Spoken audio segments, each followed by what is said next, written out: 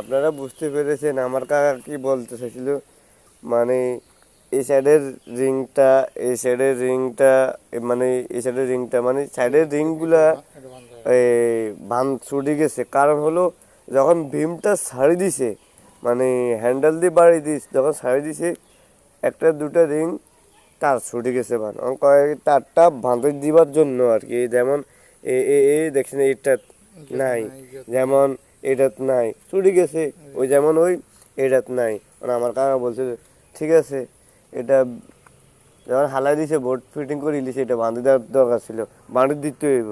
বাঁধি দিলে এগুলো গোড়ার বোর্ড। মানে আপনারা কি বলেন বাঁধা লাগবে না লাগবে না? আমি তো মনে করি কি বাঁধি দিলে সবচেয়ে সঠিক হয়, নিয়ম যে কারণ যেটা এটা করতে হবে। কারণ এটা হলো আমার কলমের গোড়া যদি আমরা ভীমটা ছাড়ি দিয়ে যদি তার যেগুলা ছুটি যায় নষ্ট হয়ে যায়, আপনারা খুলে আবার এটা নতুন করে বাঁধবেন।